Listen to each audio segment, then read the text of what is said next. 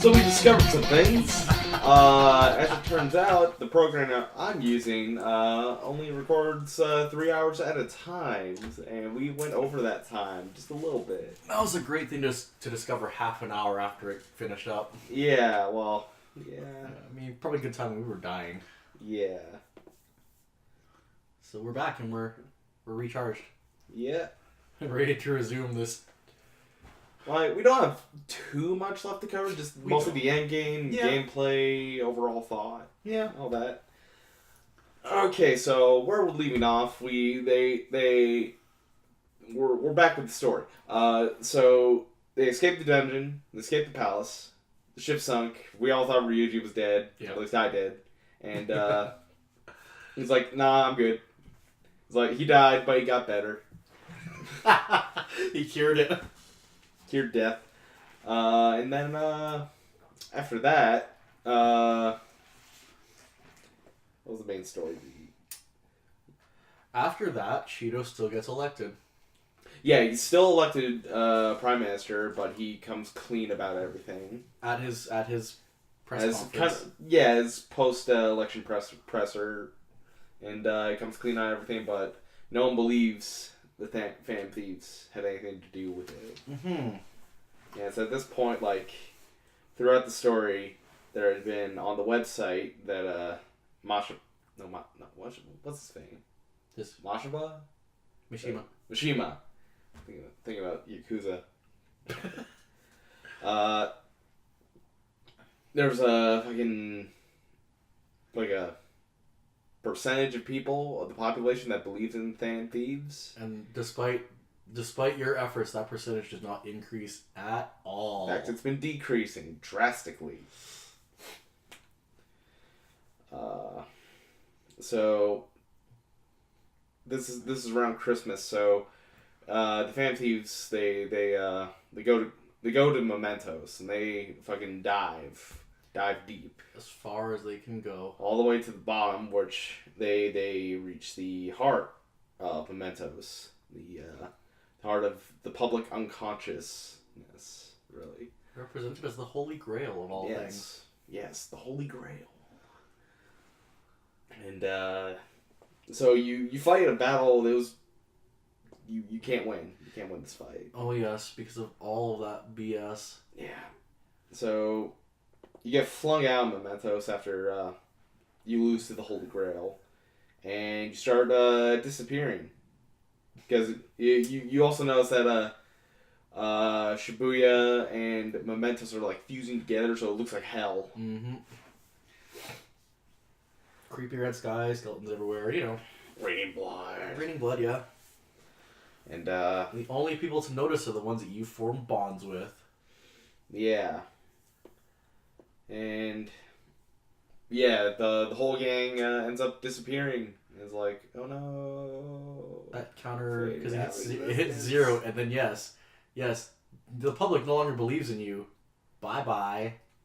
So you get sent back to the Velvet Room due to this, and oh shit, forgot to. You and your Discord. Yeah, fucking Discord, man. Yeah, the game awards are in 30 minutes. So Igor's all like, what the fuck, bro? Why'd you fail? Why'd you fail so hard, bro? Come on, man. Why'd you fail? You suck. And he orders your execution by the hands of Justine and Caroline, who both kind of realize, oh wait, something's wrong here. We were not meant to kill you. So they tell you to fuse them. Via guillotine. Guillotine, yeah. That's it's pretty brutal. And they fuse together to become Lavenza. And, Lavenza reveals that Igor was not Igor this entire time. In fact, he was an imposter. Mm-hmm. That's when shit for me started going sideways. Like, oh god, what's happening now? Yeah, so the imposter has in fact rigged everything in the past year's events to decide the fate of humanity with the protagonist and Akechi as the players. And false Igor then presents the protagonist with a choice, either allowing him to control humanity and become his assistant, restoring the world to normal, but becoming a force of terror that keeps Tokyo under control, or refuse to assist him. And I think the obvious choice for a lot of people was, yeah, fuck you. Fuck you. Yeah. So he's all like, alright, it's on then. It's fucking on, like Donkey Kong. Yeah. And, but then, hey, real Igor comes back. And real Igor. He's far more pleasant of a. He actually sounds like Igor. Yes, he sounds like proper Igor.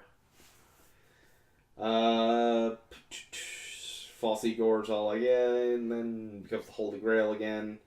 And Lavenza reveals the true Igor, yeah. And also tells, hey, yo, your friends are here, dude. They're just in jail. Go find them. Go find them. So you go find all your friends, give them a pep talk, which was really kind of nothing. The shittiest pep talk ever. The worst pep talk ever. But they're like, it was like, oh man, life sucks. It was like, but it doesn't. It's like, okay. That is pretty much the extent of the pep talks, or you asking them a question. But what about blank? Pep talk. It's like, nah, man, forget about it. We're good. I was like, okay. And you do that like 8 times, and everyone's like, okay. I wanted one little bit of resistance in that from someone. Yeah. So after you free your friends, you're all like, all right, let's go take back Tokyo, and get sent to Tokyo, and that's where you gotta make your big old climb, and destroy the whole Grail. Yeah.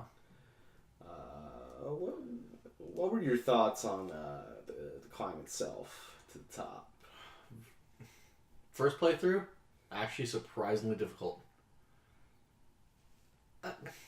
It was a very linear path with the odd deviations.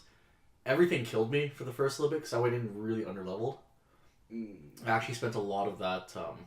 I spent a lot of that section running back and forth between there and the Velvet Room entrance just to get healed up. Oh yeah, I was doing that a bunch. I milked the hell out of that. It just sucks that you couldn't. Well, I guess you could have if you had the item, but warp back to the entrance. But yeah, I don't know. There's something about that climb just felt really anticlimactic. Like working through the Archangels. That was neat. It was neat. That was neat, but meh. I mean, it doesn't beat Tartarus, which is the ultimate climb in a video game. Oh god, yeah. Besides, like, Shadow of the Colossus, which you're climbing your enemies. Like, climbing Tartarus was just on another level. That was almost, like, 60% of the game was climbing Tartarus. Yes. So yeah, this felt like they were trying to go for that again, but it doesn't have the same feeling. No, it really doesn't. The visuals were cool, though, but overall, it's kind of it's okay. I didn't have too much trouble because I was just gaining levels really fast. Yeah. The visuals were good, except at points where you actually couldn't tell what was background and what was enemy. I don't know if that was my problem because I was playing on a PS3. That might have been a problem. I don't know if you I was had playing on PS4. Yeah. And I know. Problem. Man, you're already yawning? I know, it's weird. For context, I've been asleep 1 to 8, then like 10 to 4.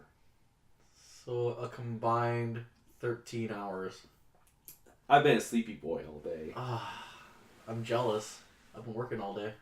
I wish I was working. I'm working tomorrow. That's good. Yeah. Yeah, no, Third Eye kind of saved me that entire time because I'd go in and try to ambush enemies, but I couldn't tell what the hell they were. Mm-hmm. I was like, oh, what's this gold-colored pixel thing? It's blending in with the background too much. Well, Third Eye. Oh, it's red. I should stay away from that. No, climb was alright. Yeah, climb was alright. Then eventually you climb all the way to the top and you get to fight the God of Control, Yalba Dabba.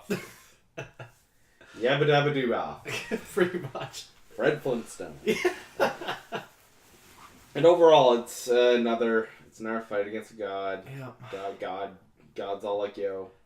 And I'm like, I beat 2 gods already. Come at me, bro. Yeah. That fight's pretty standard, actually. I mean, you get that, and you get his extra arms, which represent sins. Yeah, it represents the 7 deadly sins. Those parts were frustrating. So you could will any attack on his main body to do damage. No, this is Madarame all over again, but worse.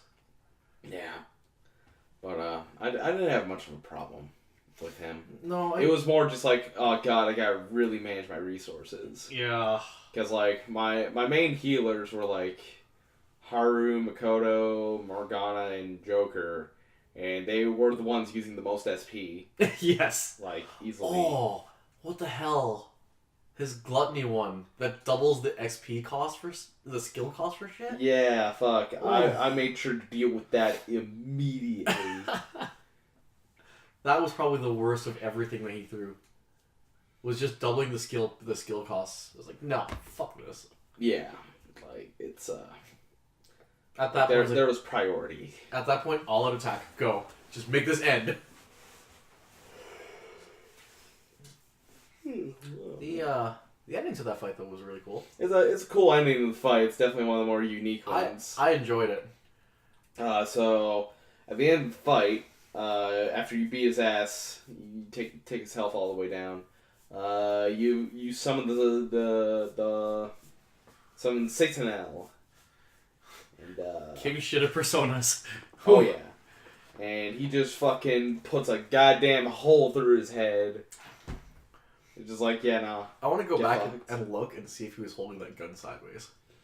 I don't think he was, but I'd like to think he was. I think Joker was, actually. Yeah, I think Joker was.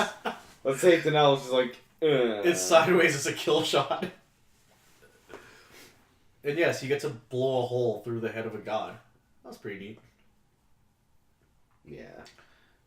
And then after that, lo and behold, everyone starts believing in you again. Well, mid-fight, people start Mid-fight, people believe you again. Yeah. After you're like, man, we're not doing shit to him. Then everyone's like, I believe in Phantom Thieves! It's like, oh shit, people believe in us. And the only reason you get Sentinel is because of 100% belief.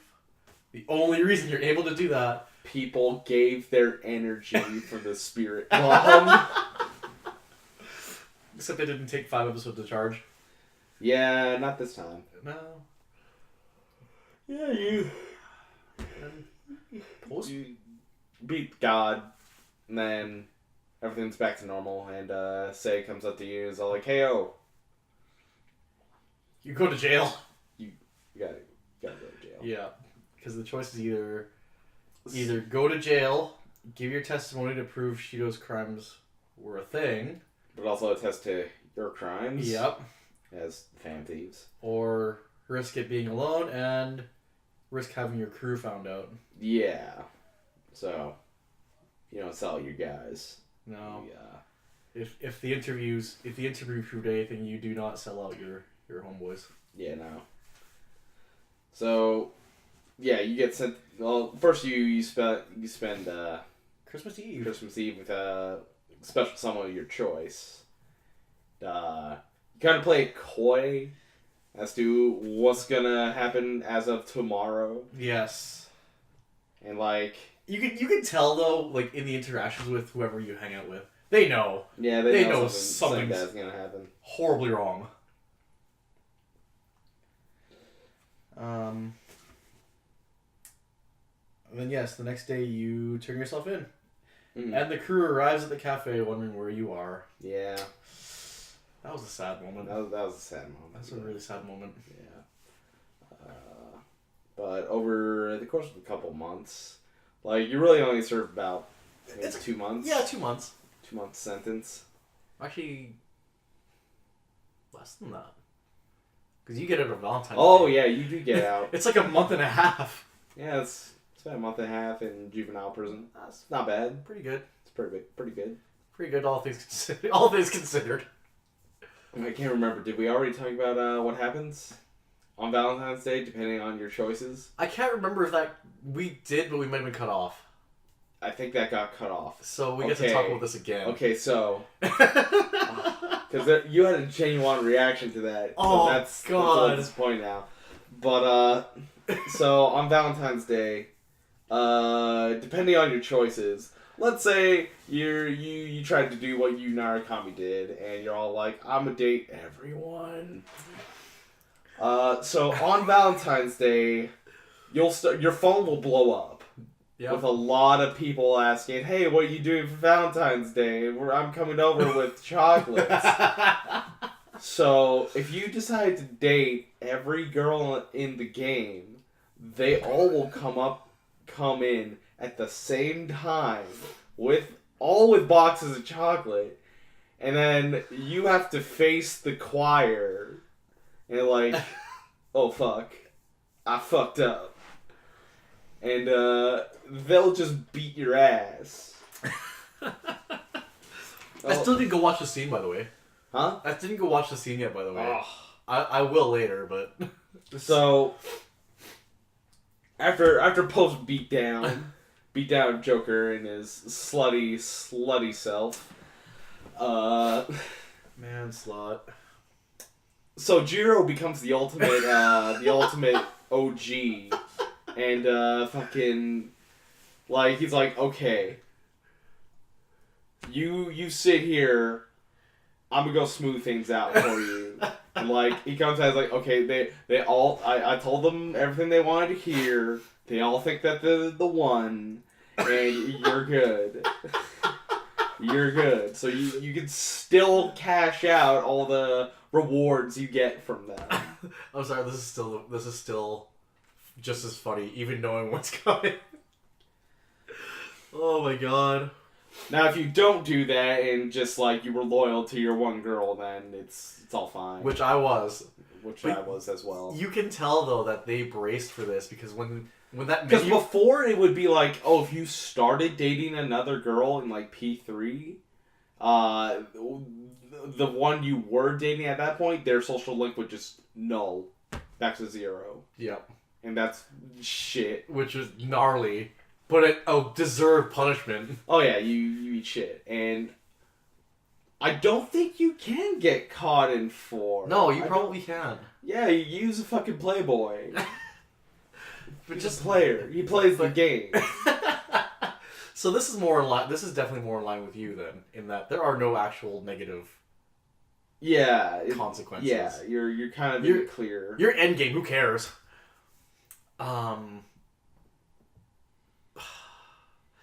No, I just love how when you get those messages like on Christmas Eve and on Valentine's Day, you can tell that they braced for you having dating multiple people, because when you get that one message, in our cases, because we stayed loyal, you get that one message, and then you see, let's hang out with blank, and then a big white field underneath to fill up with more names. You can tell they wanted people to do that. Oh yeah. Oh. But yeah. Besides that, afterwards it's just more or less a cutscene. Yeah. Of you getting ready to head home and all that. And saying you say your goodbyes and everything, and you had a thought on that. I had a thought on that. My first playthrough, I didn't max that many social links, so I didn't have many people to visit. So I went through, hung out, said bye to people. But on my second playthrough, I maxed out every social link except for one. And it made me take more time going through to say my goodbyes. So what I did was I warped to each area, and I'd walk through. I'd walk through each zone, talking to everyone, not just my social links. Vendors and everything. I talked to everyone that had the ellipses points above their heads. And you know how the ellipses points, they'll bounce up and down when someone has something new to say to you, right? Mm-hmm. Yeah, no. This is what made it even more sad for me. That made me realize, oh shit, this is the end game. I'm done. So if you talk to just a regular vendor, or a regular person on the street, you'll have a small chat with them, and then afterwards they'll have the ellipsis points on their head still, but they'll be grayed out. And if you try to talk to them again, they'll just repeat the last line that they said to you. Every single NPC and every single social link does that to you. And it just becomes the most crushing thing. It's like, I don't want this experience to end. Yeah. But then it has to. It has to end. Then it has sadly.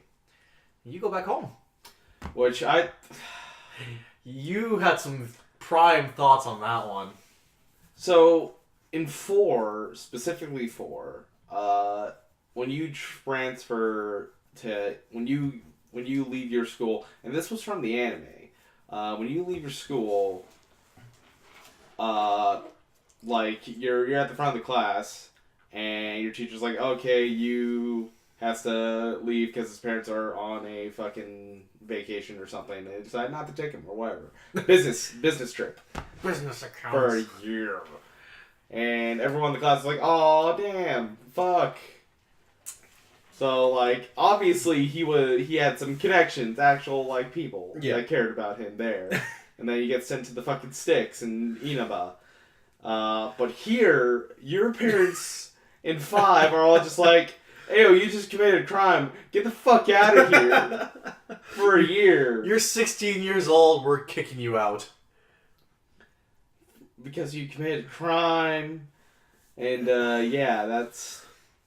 It's like, oh, but now you're going back. Why not just fucking stay at the coffee shop? I'll just be like, oh, well, I'll just fucking graduate in fucking Shujin. The hell? Honestly, in protagonist position, I totally would. Yeah. You're accustomed to life there at that point. It's like, why not? Spent a year here and I saved the world here. Why not fucking stay?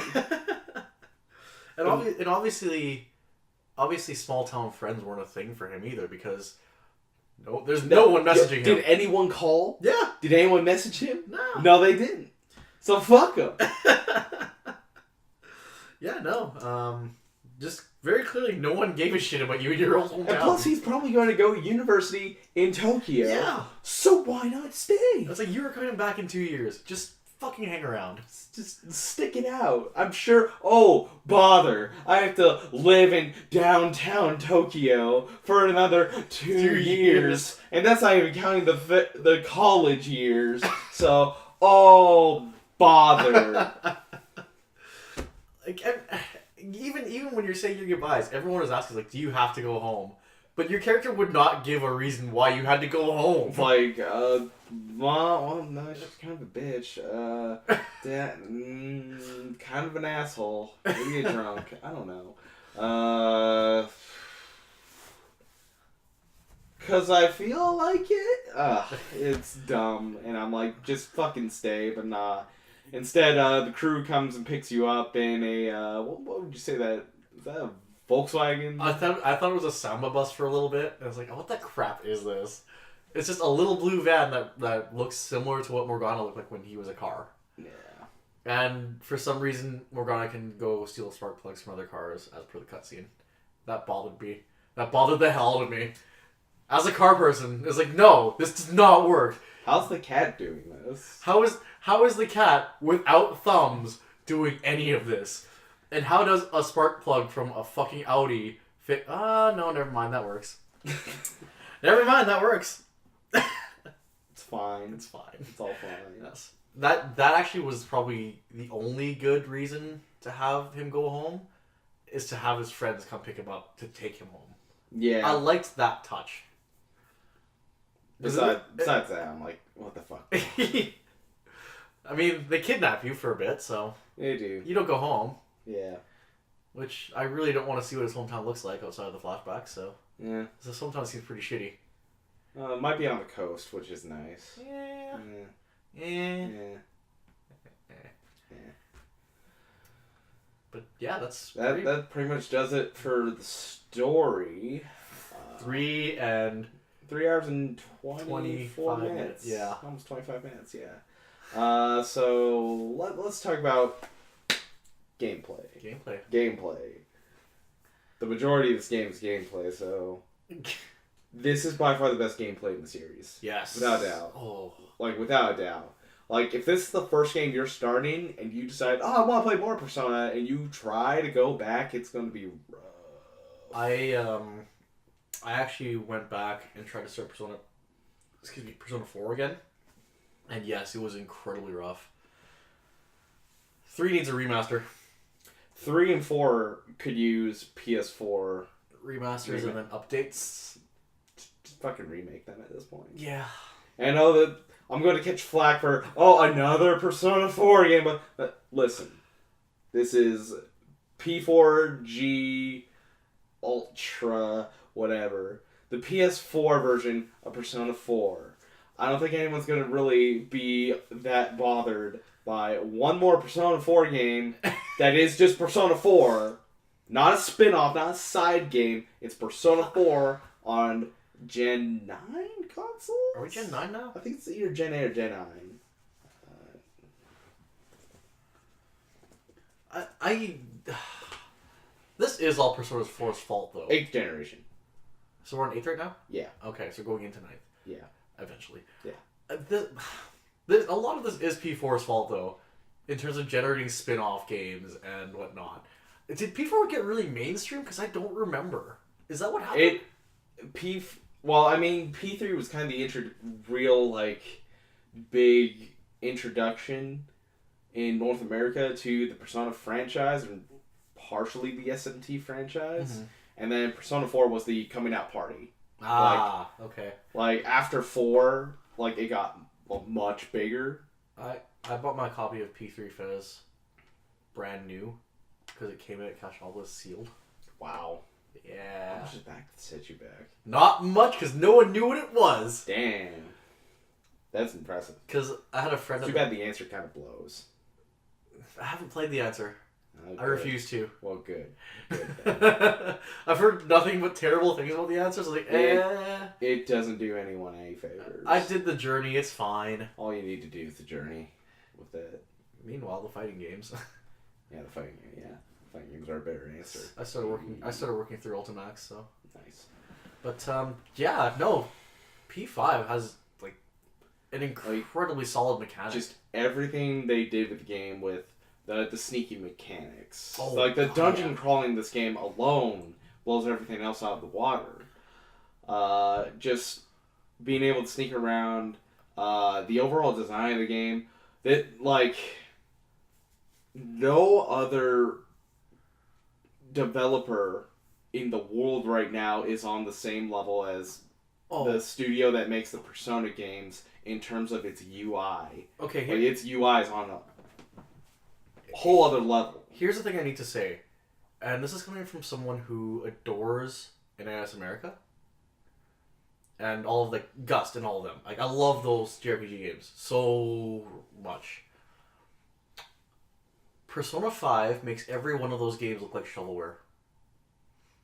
That's a big statement coming from me. Yeah, fuck. It makes every one of those games look like shovelware because there's so much thought that went into Persona 5. There's so much love and care that goes into the UI alone. Yeah.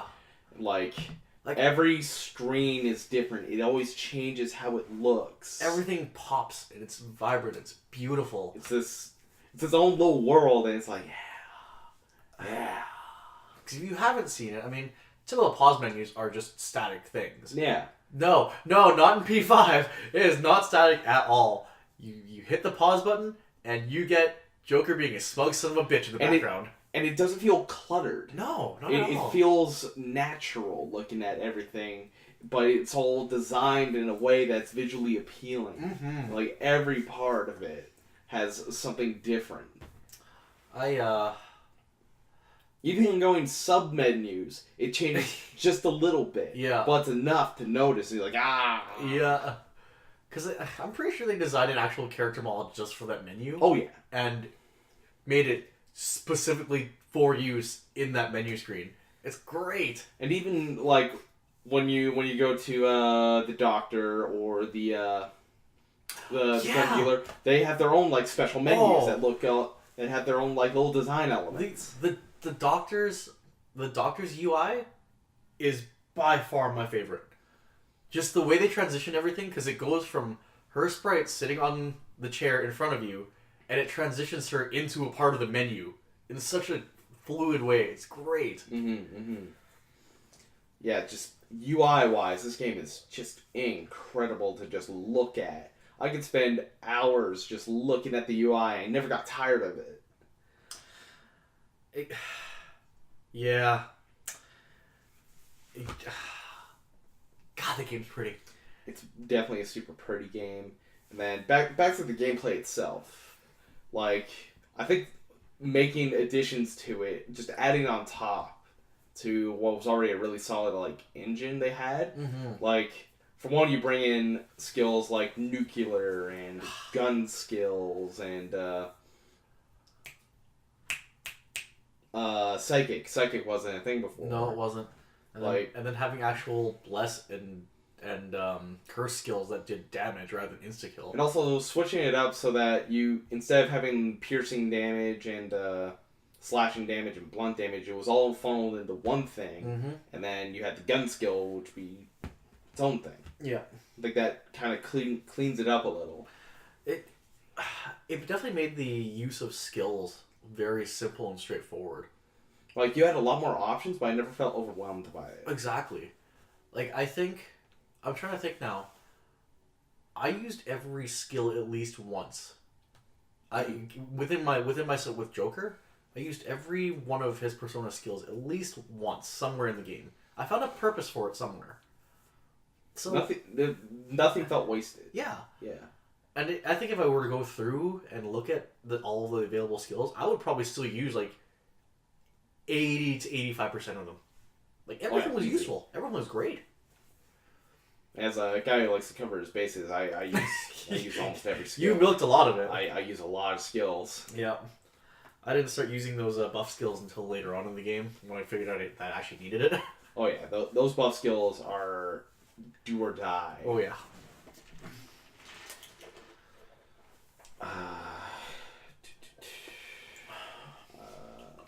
So yeah, like, I also liked how there was a lot of ways for your teammates to help out in combat. Like you would, depending on how far you got with their social links, like they would, like, the baton pass. Oh my god, the baton pass is such a good fucking thing. I need to go back and play that just to do baton passes, because there's that trophy for 5 of them, and I want to get that done. But no, like, even like the baton pass or the follow-up attack, like when you don't knock an enemy down, that's so useful. There was no real useless characters, were there? There weren't, like, everyone felt useful. Like, this wasn't like 3 where I had a team and there was, like, I didn't use Aegis, I didn't use Ken, I didn't really use Konomaru, like, and Junpei would come in every now and then, but I had a set team of, like, Akihiko, Mitsuru, and Yukari. That was my team. That was my fucking team. Our set teams were the same. Jesus. Our set teams were identical. Like, 4, it was a lot better. That I think I used almost everyone except for, like, Teddy. Yeah. Teddy I didn't use a whole lot. But besides that, I used almost everyone pretty much. So, things you change. Anything in 5? Anything you want to see come back? I want to see almost everything come back. I think really, like, the strength of this game is everything else besides its ending and overarching story. I think it's, like, I think the ending is the weakest one, mostly because it's the 3rd time they've done it. Yes. They've done the fight against God, and you listen.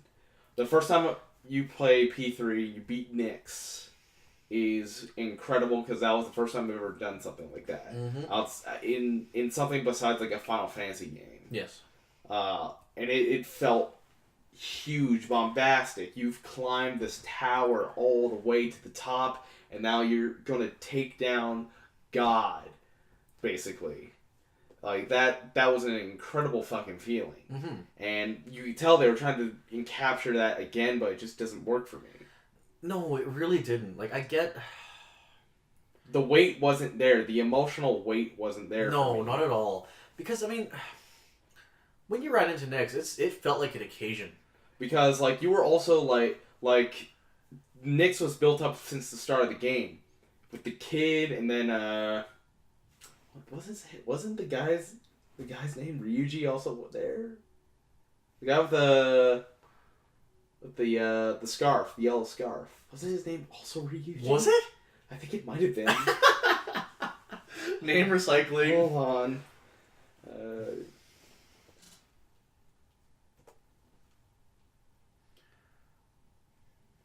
No, I don't think it's actually Ryuji. What? This is bothering me now. What the hell was his name?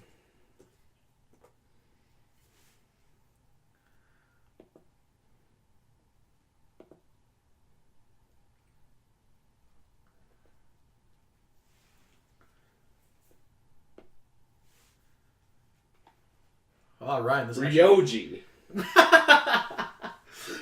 I think Not that's far off. I think that's a staple for Persona games now, where they carry over a name but they change one letter, like Yosuke, Yusuke, and it's an O. God damn it, Atlas! What are you doing? Literally changed one Change letter. one letter. God damn it. But yeah, no, like Nyx was built up for the majority of that game, whereas in this, you are introduced to the Holy Grail in the last 10% of the game. And Yeah. that is your big boss. Like, I guess you were mainly supposed to start, like, figuring out that something was up with Igor.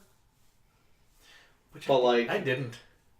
yeah, I didn't really pick up on that. Mostly because, like, I remembered that the English voice actor for Igor passed away before the games was localized. So they had to get a new voice actor, so I thought that was the direction they were going with Igor's voice, which is probably a good bait and switch. It was. But I didn't pick up on anything until near the end when it seemed like Igor was kind of like, something's up with him. Yeah. It's like, Igor, you're not supposed to interfere. What are you doing? Yeah. But, yeah, overall, like, the ending is kind of meh. And, the other problem with the game is the main antagonist being, for most of the game, being Shido. I didn't fucking care. No, neither. I didn't give a shit about him at all because guess what? P4 is maybe the greatest overall antagonist with the greatest fucking motive ever. Yes. Because fucking... Why am I blanking on his name now? What the fuck? Start with an A, right? Yes. Adachi, yeah. His motive of, just fuck him. Fuck these bitches. Fuck you. Fuck everyone. Fuck it all. And that's how you do I feel like that's how you do a proper, like, sociopath motive. Yeah. It's a great sociopath motive because it's like, he had such high hopes for himself and then he gets stuck out in the sticks. Like, if he feels like the world is against him and he can't get anything going for him, so he's just gonna take it all out on the world. And his anger and everything consumed to the point where a fucking god takes over him almost. With P5, yes, the ending, there were a few weak spots to me in that I understand that the overarching theme was rebellion and other people being in control. So I got that with each of the antagonists that you faced, but it still felt not directionless, but it could have used more focus. It also felt almost formulaic. Yeah. Formulaic. Formulaic, that's it. But because you're going through the motions at that point. Yeah. It's like, I've seen this before, I've dealt with this before, I know how this all goes. Did anything really blindside you in that game, in P5? Really, besides, like, the couple story turns when, like, when you, after Okumura and Sei is just like, so your next target was me. And that was a huge one where I lost it. Like, what? Like, how do you fit in this equation? Yeah. And they go into that. That was probably the peak point in the story for me. It was when Sei tells you that their next target was her. Yes. And that was an incredible fucking turn. I did not see that coming. I had two blindside moments. That was one of them. And the follow-up to that was the end of it where Akechi comes in and blows your head off. Yeah, initially I was like, what the fuck? The way they delivered that was so good. Because they don't let you in on anything. No. Like, there was a somewhat of an illusion, mostly because there were, like, the spots in your memory that you don't remember, like it whites out. Yeah. So you could tell that there was something that happened there that you are missing, but I didn't really put it together until the game itself explains what the fuck happened. On first playthrough, that worked really well because when you're in that interview room and you're answering Seiya's questions, you don't know what's going on. You're confused as all hell, so you just start bullshitting your way through it. Yeah. So, yeah, no, definitely that. Yeah. Those were my blind spots, but for the most part, I mean, I love P5. I really do. It's a really, really good game. It's a solid game, but there were still factors keeping it from from being. This is like, for me, a 9.5. Yeah. Yeah. I'll go a solid 9. Yeah. I'll go a really solid 9. So. Because overall it does a lot of things. Like, the negatives don't outweigh the positives. Oh, not at all. But they're there. Yeah. They are there, and you can't ignore them. And, I mean, for me, it's not even that they're negatives. It's just they're not even negatives, but they're fault points. They're things that could have been better. Yeah. They're things that could have. They were adequate things. That's what it is. Like, when you're hitting home runs on a lot of things, there are going to be a couple things that you ground out. Oh yeah, your expectations get pretty high at that point. Yeah. So I feel like I'm in a psychiatrist's office right now. So how does this game make you feel? This game made me feel fantastic because it actually legitimately made me think about life. Mm. That game gave me a damn existential crisis. It sucked. There were spots in that game where I actually had to pause. Like, I gotta think really hard about this. Yeah, yeah. But honestly, there's not a whole lot I would change. No, there's not a whole lot. I adore this cast. It's definitely one of my favorite casts in any game. Mm-hmm. Just outside of like some of the story beats and overall villains, they just could have been better. That's really all I have to say is that it's great with a couple spots that it just could have been better. Mm-hmm.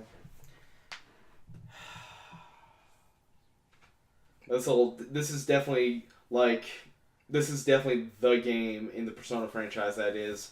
We have now hit the mainstream audience because this is also a huge seller. Oh yes, and this is for a lot of people. This is their introduction to it. Yeah, and you know what? I couldn't ask for a more fantastic introduction. For people. I'm sure for people who this is their first Persona game, they're like, "This is 10 out of 10." This would be 10 out of 10. They're in for a treat. They're in for a really fucking good game. But for seasoned veterans like us, like we know there's stuff that could be done better. Yeah, and I still say, if you're wanting to get into Persona, start at 3. Yes, just start at 3. Because if you jump in at 4 or 5, then going back and playing the older games is just, it's hard. Mm-hmm. It literally becomes hard because there's less stuff there. Because you expect the gorgeous UI, and you expect... And guess what? 3 and 4 still have amazing UI. They do, yes. They're not, like... Obviously, 5 is on a whole other level, but 4 and 5 still blow everyone else out of the water. Oh, yeah. Because of how, like, it's done. Like, it feels a lot more active than most games' UI. Like, I look at Call of Duty's UI, and it's just super fucking basic and fucking nothing. But then I look at this UI, and, like, 3's alone is already, like, super fucking good. The only UI that I could put on the same level as this would actually be, and this, I'm gonna get a lot of flack for this, Forza 7.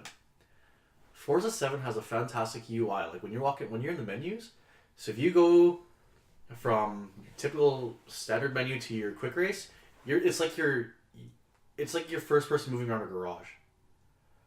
Like that actually sounds pretty cool. It's really pleasant. And that's the only other game I could even come close to thinking of that would be close to P5's UI. P5, oh my god, that's so good. Gorgeous. absolutely wonderful. And the only thing that threw me while jumping into it was the color scheme. I really like the colors. I dug it. I really like it. But it was still incredibly harsh to play at night.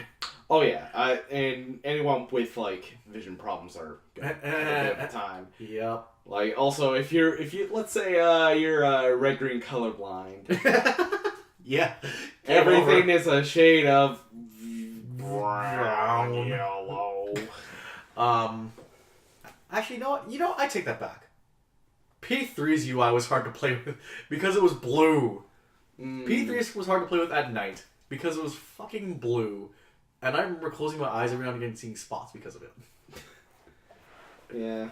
But, I don't know. Well, obviously, P6, it has to be, like, green. I was wondering what the next color progression was. But yeah, it's Probably green. Green. Yeah. Because Persona 1's is, like, a purple. Yeah. 2's was red, but it's been more, in fandom-wise, it's more of an orange now. Yes. Considered more of an orange. And then, blue, yellow, red. So...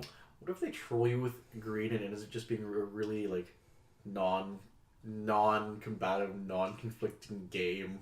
I'd be sad. No, they wouldn't do that. Yeah. Atlas, you wouldn't do that to us, right? Right. Right? Yeah.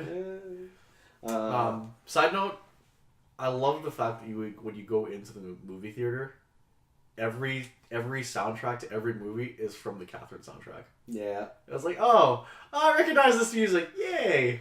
You know what? I want to give a big shout out to the movie theater and its movies. they all sounded so They're good. all great. The fucking The Dark Knight was the Cupcake Night or something. Yeah. Oh my god, that one was fucking great. Some of the movies and some of the random stats that they increase, like that Cupcake one, supposed to be like Dark Knight, and it increases your kindness. What? Yeah. Oh, that movie theater, like, that made half that game for me. Mm-hmm. Like, I would have max social stats, and if I had a free day where I wasn't doing anything, I'd just go to a movie for the hell of it. I was like, okay, sure. Mm-hmm. Let's see what's playing. Yeah, that's fucking great. The fact that there's just a lot to do in this game, like outside of going to palaces and everything, like I always felt like I have something to do. It is whether it be increase my stats or hang out with one of my social links. It is impossible to have a replicated playthrough in that game, I swear. Yeah, no, especially if you didn't get everything the first time, you will likely get everything the second time. Yes, you can complete. Oh, I want to say you could complete it within 2 playthroughs. But I don't think so. I think you can with proper like stat management and everything. Especially since in your second playthrough, like, stuff carries over, your stats carry over. So if you have max stats already, you're in the clear. My gripe is the compendium, the Persona compendium, because I looked up the the fusion calculator. Yeah. Just to get my links for the Twin Wardens, and Sentinel takes a lot of money and Persona recalls just to fuse him.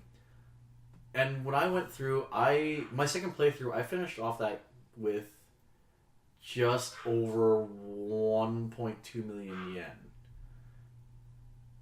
And to call back some of those Personas is like 300,000 on their own. Yeah. So it's like either you have to grind for money, which actually isn't that difficult. It's not that hard. No, you just when you have the social links and everything, you just rob everything. You can really hustle some money. Which I'm gonna hustle bones. Hustle bones coming up my mouth. That's death rips, by the way. Yeah. Oh, god damn it. I'm gonna take a break for a while for P5, but I will go back for a third playthrough. I enjoyed it that much. Yeah. I've got very few games where I'll go back for more than a second playthrough, and this is one of them. Like, I picked up the Sly Cooper series earlier this year, Mm-hmm. and I can safely say I will never go back and play them. They were good games. They were solid games, but I have no reason to go back to play them. I didn't bond that much with the characters Yeah. as opposed to P5. Yeah. I bonded with everyone in P5. It was great. Yeah. This is definitely a very strong cast. Mm-hmm. Like, Everyone felt unique. yeah. I love that. Like, P3, there were people that I was like, yeah, I don't care much for your story. Yeah. While, like, I didn't care much for Fuka's story. No. I never really pursued it. Yukari's, like, I'm on the Yukari defense squad, but there's stuff about her story which I'm like, it could have been done better. Yeah. And in the answer, it doesn't really help her case. No. Mitsuru's pretty good through and through. Akihiko's good through and through. Shinji's good through and through. Ken I never really liked. Konohamaru's adorable. Love him. You had characters that you liked and you kind of clear like and dislike. Yeah, and Junpei I was like, you're my guy, but also, Yeah. with Ford, that like Kanji, Teddy, Rise, Naoto, Chie, Yosuke, like they're all great. Yukiko I have problems with her social link because hers was about independence, and by the end of it she's like, nah, I'm just gonna stay here and run the shop, run the place. And I'm like, what did I fucking spend all my time with for? What the fuck? You know what? If you go back and you actually work through Haru's route, her route's interesting. Mm. Her route's kind of interesting because a lot of it is her struggling to deal with the company post her father's death. Yeah. And the end of the route kind of felt like a cop-out, but then you realize, I was like, oh, no, she's actually put thought into what she wants to do. So, it's hers I found interesting. Hers I found worth doing. Were there any routes that you didn't like? Were there any looks at least that you didn't care for? In 5... Well, mostly because I didn't get through all the ones I really wanted to. Like, I didn't get through everyone's route. No. But I got through a majority of a lot of them. Really, like, Mishima, his route I didn't care a whole lot for. No, neither. I only did it for the rewards because it was really fucking good. Yep. Like, all the rewards that you get for the routes are just great. Oh, It's fantastic. really good. The game makes you want to work your way through and max everything out. Because everyone Everyone has good shit. It's hard to sacrifice one. Yeah. I need this max link. There was also the reporter. I didn't care for her like at all. I made use of her, so she was after I friends-zoned myself in the first game. She was my backup choice. Yeah, no, I never really cared for her at all. It just She was my backup choice mainly because why did I start working on her as a route? I actually don't know, but no, you're right. I didn't care for her either. Yeah. Besides that, like I think, yeah, just almost all the routes are either good to great. The fortune teller's route I didn't care for that much. I didn't get very far with her. Her story I did not give a shit about. It was very. I was a country bumpkin and I moved up to the city for the hell of it, because there were complicated reasons behind it, but still, like I just couldn't work up the. I couldn't care. I was like, the doctor though, she has a great route. Oh. I really like her story. She had I think, I want to say she had the most realistic route. Yeah. Of everyone in the game. Yeah. Because Yusuke's was finding himself with his paintings. Ryuji's was more or less trying to reconnect with people of his past. Yeah. Anne's, I did not like Anne's. Yeah, I didn't care a whole lot. I like her as a character, but I didn't like her route. Yeah. Because, same thing with why you didn't like. Oh no, I've already forgotten her name. From 4. Yukiko? Yes. Same kind of reason in that Anne didn't really grow. Yeah, She throughout her route, she did not really grow. There was the odd, like, rank, I think 7. Rank 5 and rank 7, I think those were. I can't remember, but she didn't grow as a character to me. I was like, Very Futaba's was alright. Yeah, Futaba's Futaba's is alright, but there's parts of it that I'm like, what the fuck? You have some No. rank discomfort with that. Yeah. But for the most part, her route was good. Yeah. Because she had a very clear goal in mind. She knew what she wanted to do. Mm. And she got through it. Yeah, she came out a lot better, even though there were certain parties in that one that I think should have gotten some severe punishment. Oh yes. Who else? God, how many links are there in this game? There's a lot of links. Oh, the politician I didn't actually give a crap about. But his stuff is really good. His stuff is really good. His stuff is really good. I just did not give a crap about it. Yeah. Who else's was there that I can recall? The kid at the arcade, his route was interesting. Mm-hmm. It gave it was interesting to go through because I mean it's him dealing with a mother's abuse. Yeah. Hifumi's route, she was interesting. Yeah, that was a pretty interesting route. She her with her whole mother trying to live through her. Holy crap, that got real. Yeah. That got real. That did get kind of real. Favorite overarching character? Hmm? Favorite overarching character of all of them? Say. Say. Easy. Yeah. Easy answer. That seems to be the general consensus for the most part. I think Sei comes out one of the best characters the series has ever had. For someone you interact with so little of, she grows a lot. Really, when you think about it, you interacted with her almost the entire game.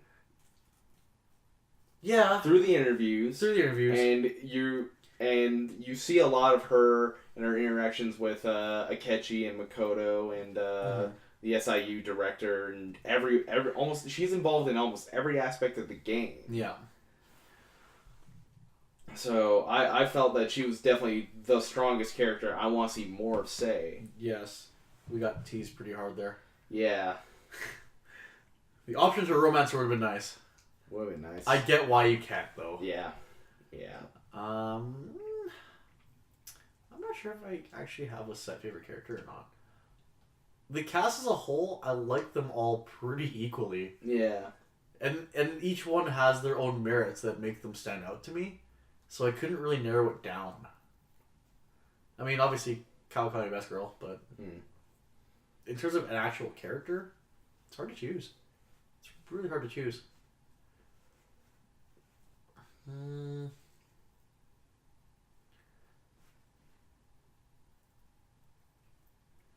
So, we talked about how the game basically gave me an existential crisis at each points. Yeah. Were there spots that made you actually like consider things, or?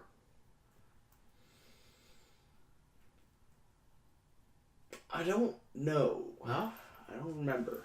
It's been a while. When did you get that game? Did you get I got it day one. You got day one? I got it day one because I pre-ordered it like almost a year in advance. Oh my god. Or whenever pre-orders became available, then when I had a job as well. Yes. Well, hell, I booked off time work for it, like a week. Fantastic. But you didn't need that week because I eventually. It's a story for another day. Thanks. Yeah. Things happen. Because yes, you rode through it basically as soon as you... Yeah, I played it for like about a week or two, and I beat it. Oh god. Just straight. Just the only times I really left the house were to go to club. Every other time I was like, yeah, I'm just gonna keep playing Persona. Oh, perfect. All day, all night. All day, every day. I'm trying to think. I did have points where it made me stop and think, but I can't remember what even are right now. Mainly because my first playthrough I spent a lot of time on. Mm-hmm. It took me about 122 hours. Yeah. And my second playthrough took me just over 80. I think I was about 130 hours my first playthrough. Yeah. Something about that. But I think, yeah, that's about standard for this game. Yeah. And it actually felt refreshing because I haven't pumped 100 plus hours into a game in a long time. Like, Forza Horizon 3 was my last game that I pumped more than 100 hours into. So for me to be willing to go back to it speaks volumes. For me to go back into the same story more than once speaks volumes for how good of a game it was. Yeah.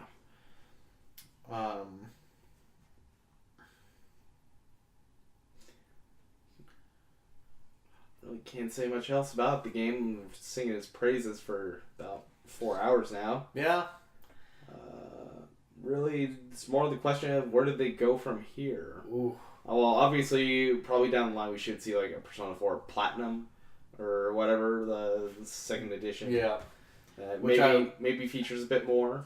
Which, if they release on PS3, and I hope they do, I will go for it. I'm not sure about that. I keep my fingers crossed. You should probably just get a PS4, man. Shut up, Brian. I should just get it.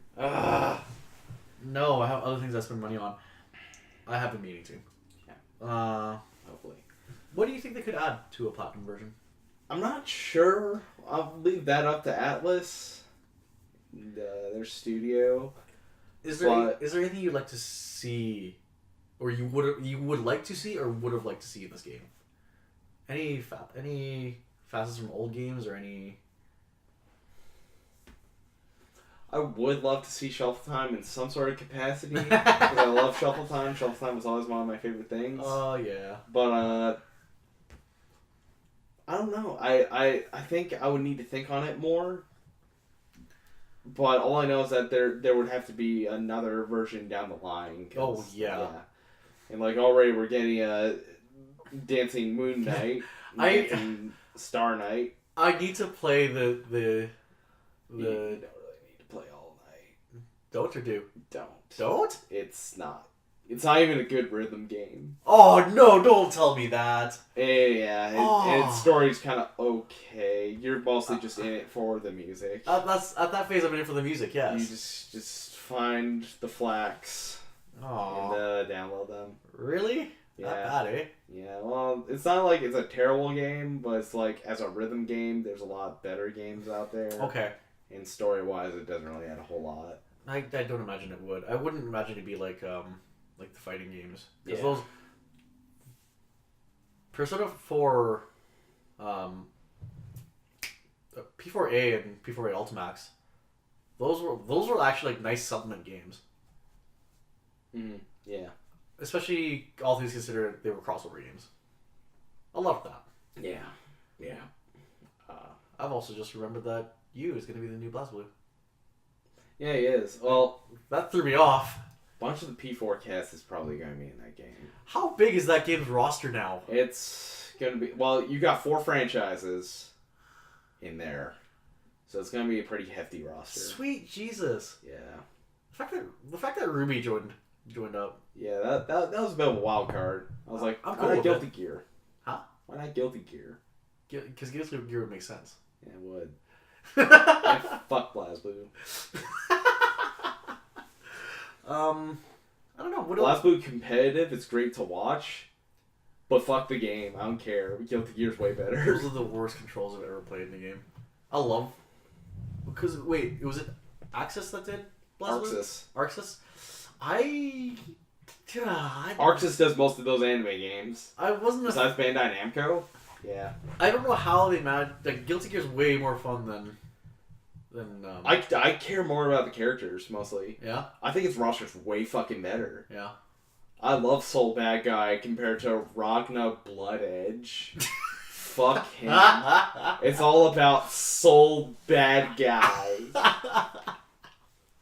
Also, BlazBlue doesn't have Biken, so fuck them. Alright. Biken's the best. Alright, fair.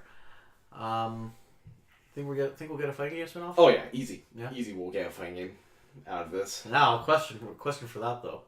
How are they gonna do it? Are we getting a 3-game crossover? I think we'll see like a couple characters from 3. Like, I mostly want to see the P4 characters older. Yeah! Because we know they're older. Because if you got that poster of Rise, you can get a poster of Rise in 5. And yeah, that's right. if you check the wiki, it says she's 21 in that photo. No! So guess what? Well, 20. 20 or 21. Still, But that's guess enough. what? Like, the game set is set in 20XX. It's 2016. Yeah. It's just set in 2016.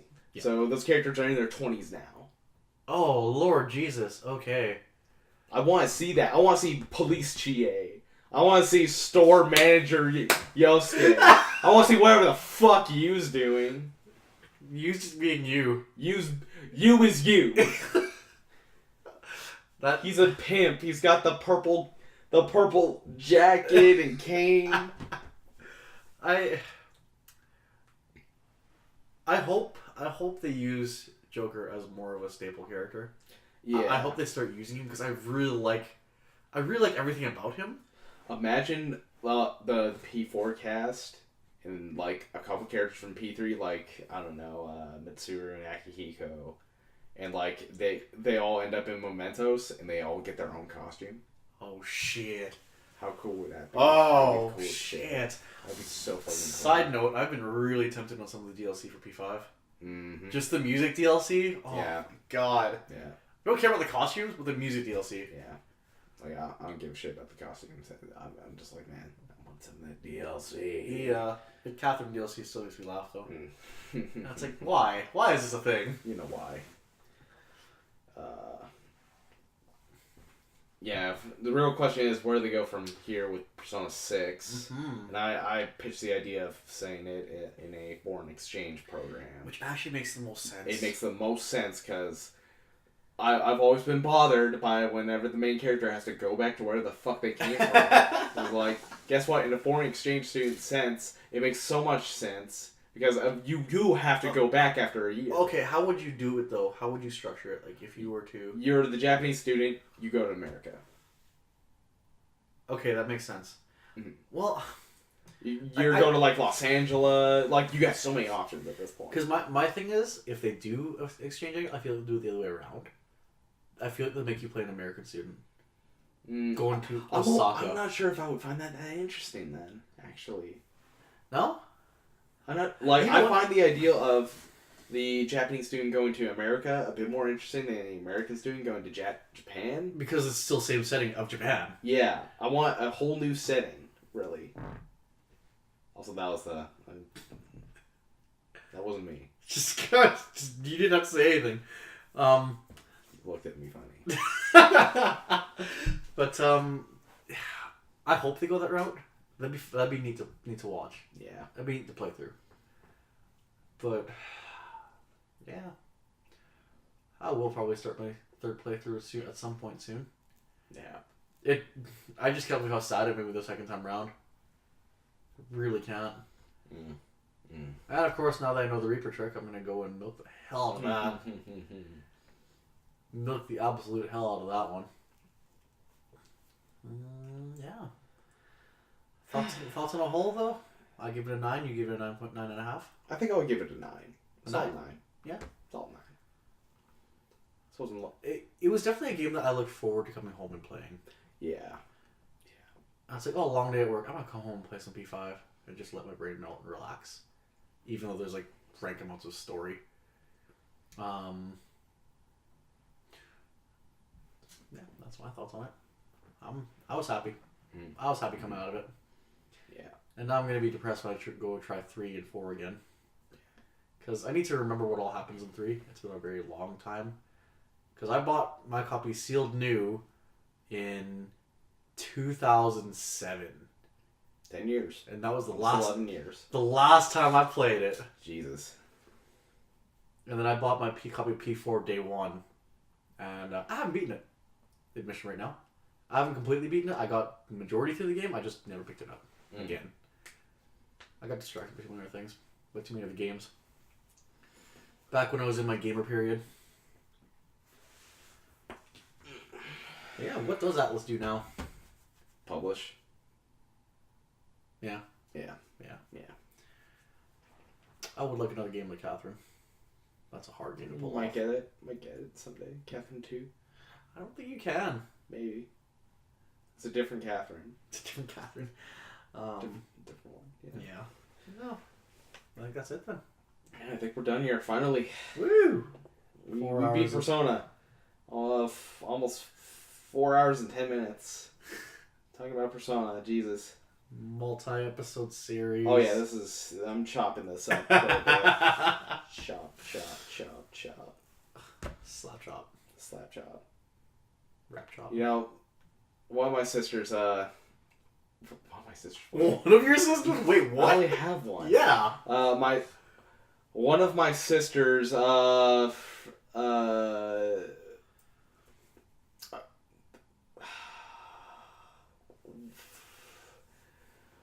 why am I forgetting words? This Friend? is not a friend. Acquaintance? Someone she knew in high school. They were in drama class. Classmates. Fuck. Okay. One of her classmates brought a slap chop to the school once and broke it. It was like, yeah, I don't know what else we could have expected. That sounds like a good thing to end this podcast on. Yeah. Just, you slap the slap chop like you slap a hooker. Call back to Djibouti dubs. Keep your pimp hand strong. Oh, wow. That was not what I expected to end on. Yeah, no. So, y'all will be seeing more of me, I guess. Yeah. We'll see you hopefully soon. In the next few weeks. Yeah. I don't know how that happened, but alright. I'm cool with it. Yeah. Alright. Get you.